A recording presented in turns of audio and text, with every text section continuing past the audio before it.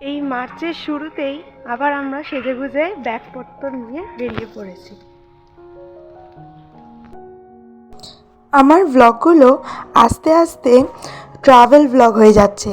কি করব বলুন, 2-3 দিন ছাড়া ছাড়াই আমি ঘুরতে চলে যাচ্ছি, আর তাই জন্যই সেই ব্লগগুলো আসতে একটু সময়ও লেগে যাচ্ছে। এডিট করে দিতে না দিতেই পরের ঘোরাটা আবার শুরু হয়ে যাচ্ছে, আবার ভিডিও করছি আর আবার আপনাদেরকে ব্লগ দিচ্ছি। যাই হোক, এখন যেটা বলি সেটা হচ্ছে আমরা সবাই কোথায় যাচ্ছি। আমরা সবাই মিলে, মানে আমার শ্বশুর শাশুড়ি, আমার বাবা, আমার পিসি, আমার মাসি, আমার বর, আমার ছেলে, সবাই মিলে আমরা যাচ্ছি হচ্ছে বাঁকুড়া। বাঁকুড়ায় থাকে হচ্ছে আমার, মানে বাঁকুড়ায় হচ্ছে আমার মায়ের মামার বাড়ি। আর এখন ওখানে আছে হচ্ছে আমার দিদার বোন, তার ছেলে, ছেলের বৌমা, তার নাতি।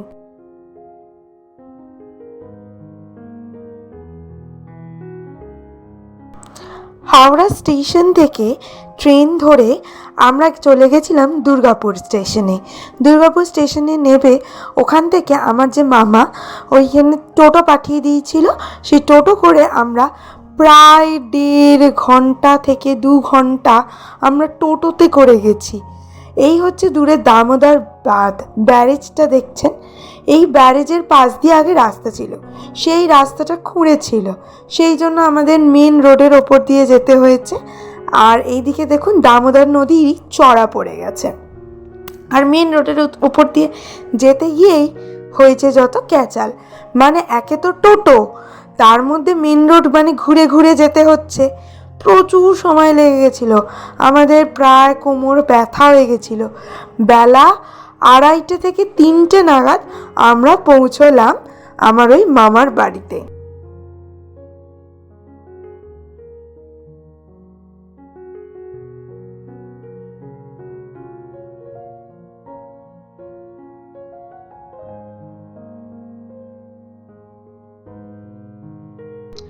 বাঁকুড়ায় যে জায়গাটায় আমার মামারা থাকে, মানে আমার মায়ের মামার বাড়ি, সেই জায়গাটাকে বলছে বড়জোড়া, মালিয়ারা। এবং ওই যে গ্রামটা ওদের, সেই জায়গাটা, গ্রামটার নাম বলছে জালানপুর। আমি বহু দিন বাদে আবার যাচ্ছি, বিয়ের পরপরই আমি আমার বরকে নিয়ে গেছিলাম, এখন আমরা অনেক দিন বাদে আবার ছেলেকে নিয়ে যাচ্ছি। এর এক অন্য জায়গা, শুধু মাটির বাড়ি, গ্রাম, একটা আলাদাই পরিবেশ। গরু, ছাগল, বাছুর সমস্ত কিছু দেখে আমার ছেলে তো আনন্দ আত্মহারা হয়ে গেছে। এই যে হচ্ছে আমার মামা, বাবলু মামা, দূরে মামি আসছে। আমাদের তো সবার কোমরে ব্যথা হয়ে গেছে, তাও কোনো ক্রমে নেবে আমরা ব্যাগ টানতে টানতে এখন ঢুকছি আমার মায়ের মামার বাড়ি।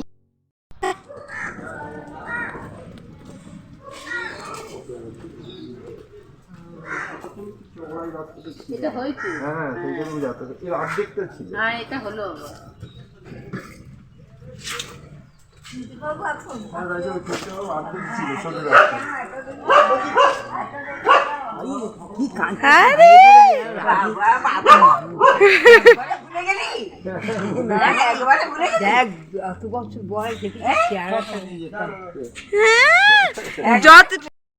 এই যে এনাকে দেখছেন, ইনি হচ্ছেন আমার দিদার বোন, মানে আমার মায়ের মাসি। আমার বাবা বহু বহু বছর পর এসছে বলে বাবাকে ধরে কত আদর হচ্ছে দেখুন। যতই হোক জামাই বলে কথা, আমার বাবাও জামাই, আমার বড় জামাই, দুজনেই মিলে এখন গেছে আমার ওই দিদার বাড়িতে। এখন এই দিদার বাড়িটা কেমন সেটা সমস্ত কিছু আপনাদেরকে পরে ঘুরে দেখাবো। এখন সবাই আনন্দে আত্মহারা সবাইকে পেয়ে। দুপুরবেলা আমরা যখন ঢুকে আর ভিডিও করতে পারিনি, কারণ প্রচণ্ড খিদে পেয়ে গেছিলো। আর খাবারে ছিল ভাত, উচ্ছে ভাজা, বেগুন ভাজা, ডাল, আলু পোস্ত, আর সজনা ডাঁটার চচ্চড়ি, আর ছিল বাটা মাছের ঝাল। দারুণ দারুণ খাবার, সে খাবার কি বলবো। সে সমস্ত কিছু খেয়ে দিয়ে একটা লম্বা ঘুম দেওয়ার চেষ্টা করলাম। কেন বলুন তো চেষ্টা করলাম বলছি? তার কারণ আমার ছেলের হয়েছে প্রচণ্ড কাশি, সারা দুপুর সেও ঘুমোতে পারিনি, তার সাথে আমিও ঘুমোতে পারিনি। তারপর তাকে বাড়িতে রেখেই আমি, আমার বর আর আমার শ্বশুর মশাই, আমরা তিনজনে মিলে একটুখানি পাশে কোনো চপের দোকানে চপ কিনবো বলে বেরিয়েছিলাম। মুড়ি ওখানে খাওয়া হবে সন্ধেবেলা, তাই জন্য চপটা কিনে আনতে বেরিয়েছিলাম।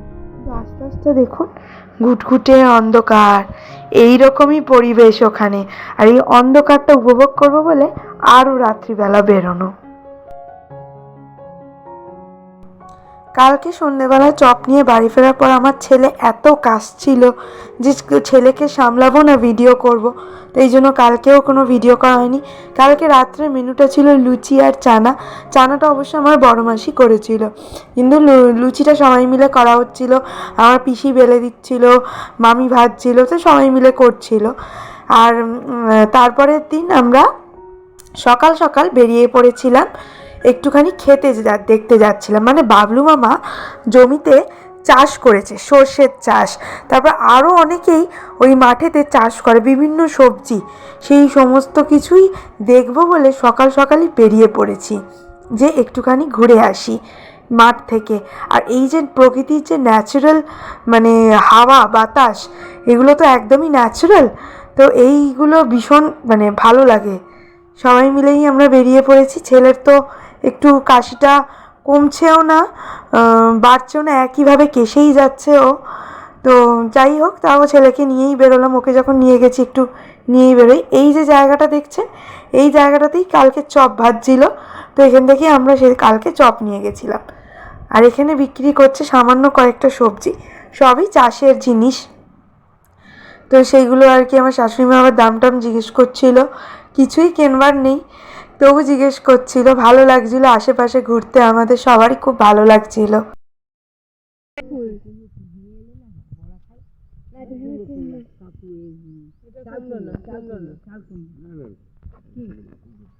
এই দেখো গরু, বাবারে এই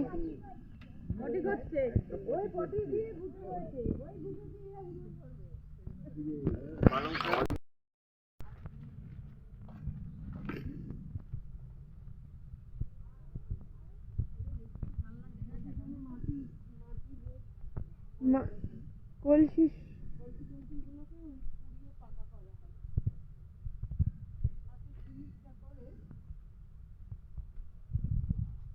এখানে কলসি পুড়িয়ে পাকা করা হয়, কলসিগুলোকে মাটির জিনিস। হ্যাঁ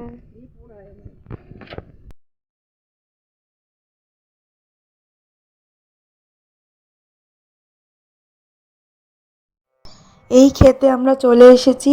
অনেকেই চাষ করছে এখানে, শুধু মামার জমি নয়, মামার জমিটা ওই দিকটাতে আছে, এখানে অন্য কারোর জমি। তবে এখান থেকে মামাই পালং শাক তুলেছে। তো পালং শাকটা আমি বললাম যে তুমি জিজ্ঞেস করেছো তার জায়গা থেকে যে তুললে? বলে ও জিজ্ঞেস করতে লাগে না, এমনিই তো পড়ে পড়ে নষ্ট হয়, তার থেকে তুলে নিলাম। মানে কেউ কিছু বলবারও নেই, ওরা কত চাষ করছে, পড়ে পড়ে নাকি নষ্ট হয়। চারিদিকটা খালি সবুজ সবুজ সবুজ, কত কষ্ট করে চাষ করছে তারা, অথচ তুললে মানে এতটাই তাদের মধ্যে মানে মানে মানসিকতাটার কতটাই পার্থক্য সেটাই বলতে চাইছি। যে একটা অন্যের জমি থেকে একটা কিছু তুলে নিচ্ছে, বলছে বলতে লাগবে না, পড়ে পড়ে নষ্ট হবে। তো যাই হোক, তো মানে অন্যরকমই মানসিকতা ওদের। আর আমাদের মানে আমার মামার ক্ষেত থেকেও তারা কিছু জিনিস নিয়ে নেয়। মানে ওদের হচ্ছে সমস্তটাই, বেশিরভাগ ক্ষেত্রে বাজার যেতে হয় না, সমস্তটাই হচ্ছে ওরা ক্ষেত থেকে তুলে নেয়। সবজি, শাক, এই দেখুন ধনে পাতা, ধনেও হয়ে আছে, আবার ওইগুলোকে পেঁয়াজ শাক রয়েছে, নিচে পেঁয়াজ রসুন রয়েছে। ওখানে কতগুলো লোক চাষ করছে, মানে একটা আলাদাই জগতে যেন চলে এসেছি। চারিদিকটা তাকালে শুধু সবুজ সবুজ, মাঠে দূর দূর অব্দি মাঠ মাঠ আর মাঠ।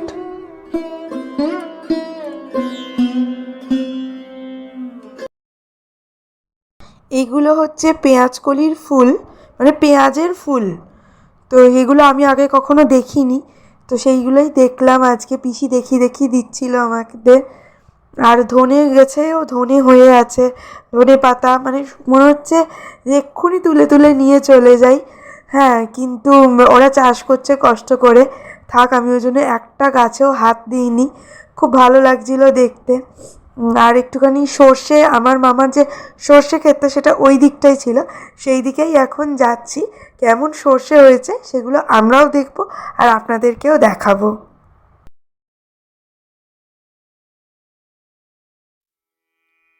এই আমরা সর্ষের ক্ষেতে চলে এসেছি। এখানে কিছু গাছ কেটে সরিয়ে রাখা আছে আর কিছু গাছ এখনও কাটা হয়নি। এই সর্ষেগুলো এখন শুকিয়ে গেছে। ডিসেম্বর মাস নাগাদ সর্ষের যে ফুল হয় পুরো হলুদ হয়ে থাকে মাঠটা। আমরা যখন বিয়ের পরপর প্রথম এসেছিলাম তখন আমরা ডিসেম্বরে এসেছিলাম, তখন পুরো হলুদ মাঠ। আর সেই হলুদ মাঠে আমি ছবিও তুলেছিলাম, কিন্তু কোনো কারণবশত ছবিগুলো ডিলিট হয়ে যায় বা ফোনটাও হারিয়ে যায়। আমি সেই জন্য ছবিগুলো আর আমার কাছে নেই যে এখন আপনাদের সাথে শেয়ার করব। এখন যখন এসেছি, এখন মার্চ মাস, এখন সর্ষে গাছ, সর্ষের দানাগুলো এখন তোলবার সময়। তো আমি একটা তার মধ্যে সর্ষের দানা আর কি তুলে আর কি আপনাদেরকে দেখাবো বলে তুলছিলাম, যে দেখুন কত সুন্দর সর্ষে হয়ে আছে।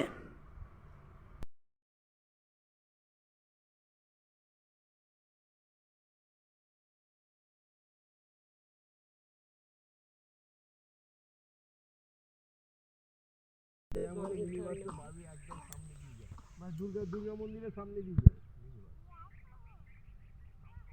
টমেটো হয়ে রয়েছে, টমেটো রয়েছে, ধনে রয়েছে। হ্যাঁ, এখানে দেখুন কি সুন্দর সুন্দর টমেটো হয়ে আছে। তারপরে আমরা এখন একটু দামোদরের পাড়ে যাব বলে এই আল ধরে ধরে যাচ্ছিলাম। আর আমার ছেলে একটা গান জুড়ে দিয়েছে। ও আসলে দোহার ব্যান্ডের গান খুব ভালোবাসে, আর দোহার ব্যান্ড তো মাটির গান গায়। তো ও মাটির জায়গায় এসে, মাটিতে মানে এইরকম একটা পরিবেশে ওর বারবার মনে হচ্ছিল একটু গান গায়, তো ও গান ধরে ফেলেছে। তো আমাকে আবার বলছিল রেকর্ড করতে, কিন্তু সেই গানটা এখন দিলে কপিরাইট চলে আসবে বলে দিতে পারিনি। কিন্তু ও একটা ওর মনের সুখে গান গাইতে শুরু করে দিয়েছে। একটা লাঠি নিয়েছে, সেটাকে গিটার বানিয়েছে, গিটার বানিয়ে হাত নেড়ে নেড়ে গান গেয়ে যাচ্ছে।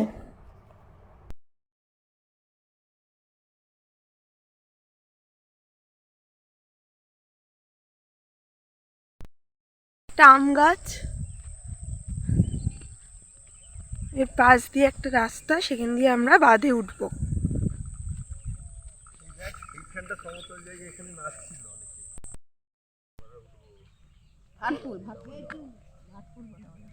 ও ভাট ফুল, এই শঙ্করা উঠছে। এই যে শঙ্করা ভাটফুল মাথা দেবো নাকি?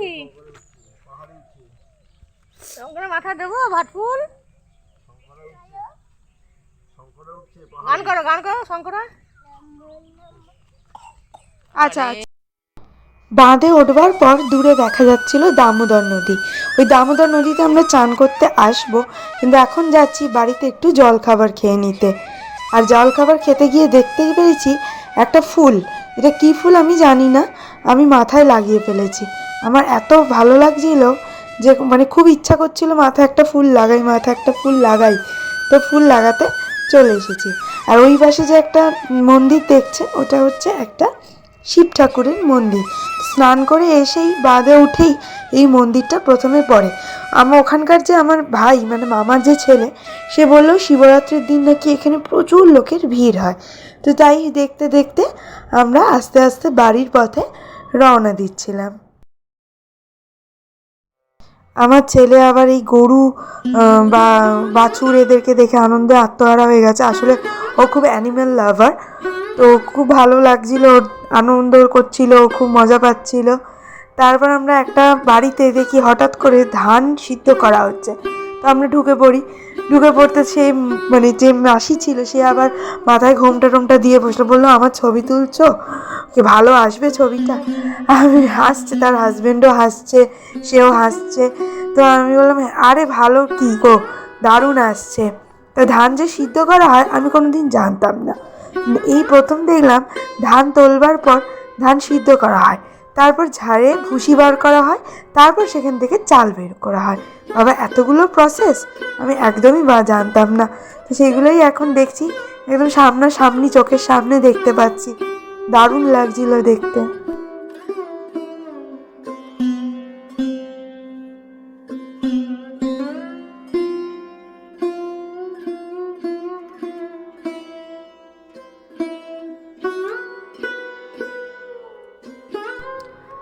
সামনে একটা পুকুর ছিল, ওখানে হাঁস চড়ছিল। এখানে গোয়াল ঘর মতো একটা ছিল। এখানে গোয়াল ঘর বলে আলাদা কিছু থাকে কিনা জানি না আমি। এদের সবার বাড়িতেই গরু থাকে, গরু ছাগল একটা না একটা পোষ্য থাকছেই তাদের বাড়িতে। তারপর ওখানকার লোকেরা আমাদেরকে বেরিয়ে বেরিয়ে জিজ্ঞেস করছিল, তোমরা কাদের বাড়িতে এসছো, কোন বাড়িতে এসছো। সাধারণত একটা অচেনা লোক বাড়ির সামনে দিয়ে গেলেও আমরা খোঁজ নিই না কাদের বাড়িতে এসছে, কি দরকার। কিন্তু ওখানে গিয়ে প্রত্যেকে বাড়ি থেকে বেরিয়ে এসছে আমাদেরকে দেখে এবং জিজ্ঞাসা করেছে তোমরা কাদের বাড়িতে এসছো, কে হও তোমরা তাদের। যাই হোক, আমার বেশ অন্যরকমই লাগছিলো, ভালো লাগছিলো। তারপরে আমার ছেলে তো খুব খুশি এই চারিদিকে ছাগল গরু সমস্ত কিছু দেখে। আমি সাহস করে একটা ছাগলকে আদর করবো বলে তুলেছিলাম, কিন্তু তাকে আমি তুলতেই পারছিলাম না প্রথমে, মানে প্রচণ্ড ভারী লাগছিল। আর আমার ছেলে তো দেখুন দড়িটা ধরে আছে, ও ছাড়বে না। ছাগলটা ছাড়া পেয়েই দৌড় দিচ্ছে, আর আমার ছেলে দড়ি ধরে তাকে টেনে রেখে দিয়েছে। যাই হোক, তারপর আমরা বাড়িতে গেলাম।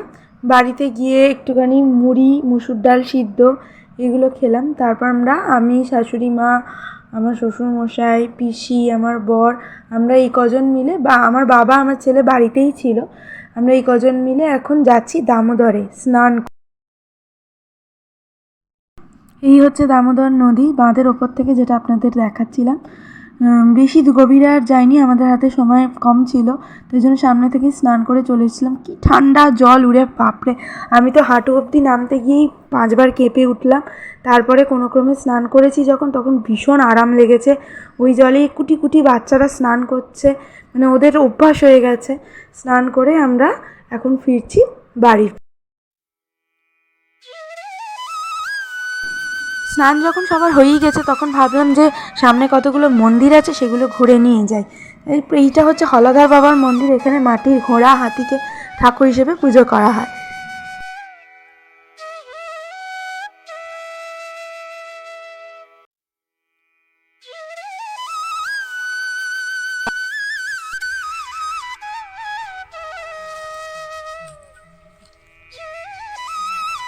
এটা আরেকটা মন্দির, আমরা এখন ঢুকছি।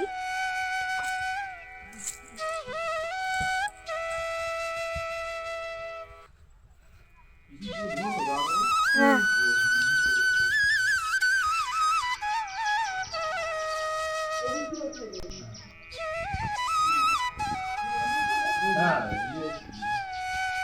এই দামোদর নদী যেটা, দামোদর দামোদর দামোদর দামোদর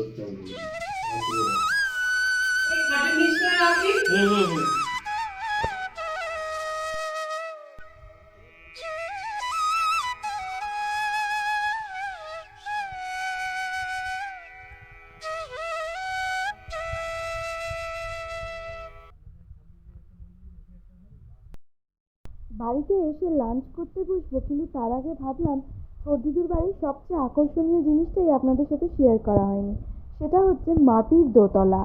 মাটির দোতলা শুনে অনেকেই ভাবছেন যে বাবা এটা কি এমন জিনিস, কিন্তু আমার কাছে এটা একটা নতুন জিনিস।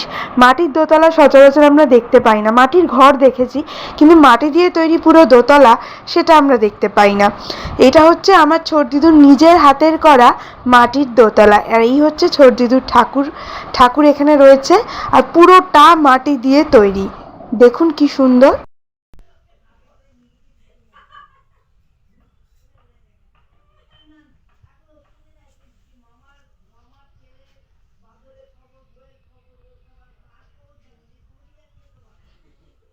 এটা ছোটদিদুর নিজের হাতের তৈরি মাটির দোতলা, পুরোটা মাটির। এটা মেঝেটা, ফ্লোরটাও দেখুন মাটির।